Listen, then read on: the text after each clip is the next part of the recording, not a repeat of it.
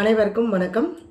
பிறவி கர்மாவும் ஜோதிடமும் அப்படிங்கக்கூடிய வகுப்பில் இப்போ குழந்தை பாக்கியம், நிறைய பேர்த்துக்கு குழந்தை இல்லை, அல்லது குழந்தைங்க பிறந்ததுக்கப்புறம் அந்த குழந்தைங்களால் ஒரு மனக்கவலை.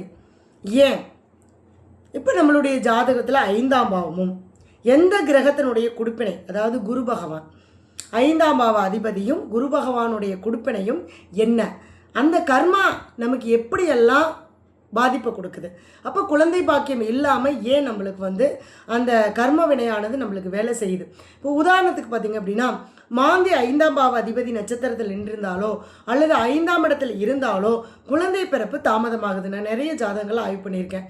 அப்போ குழந்தை பிறப்பு தாமதமாகுது, அல்லது குழந்தைங்க பிறந்ததுக்கப்புறம் அவங்களுடைய மனசு பிரிஞ்சு போயிடுறது, காதல் தோல்வி அடைகிறது, இந்த மாதிரியான விஷயங்கள் எல்லாமே என்னுடைய எந்த கர்மாவை நம்ம அனுபவிக்க பிறந்தோம் அப்படிங்கிறத பார்த்து நம்ம அதுக்குண்டான சில நிவர்த்திகள் செய்யும்போது நிச்சயமாக நம்மளுக்கு அது பரிபூர்ணமாக நிவர்த்தி ஆகும்.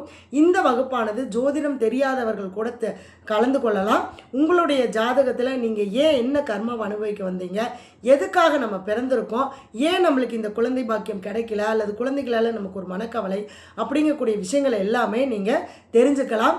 கீழ்கண்ட நம்பருக்கு நீங்கள் தொடர்பு கொள்ளுங்கள். மே மாதம் 5ஆம் தேதி இந்த வகுப்பானது தொடங்க இருக்கிறது. நீங்கள் கீழ்கண்ட நம்பருக்கு தொடர்பு கொண்டு பதிவு பண்ணிக்கலாம். நன்றி, வணக்கம்.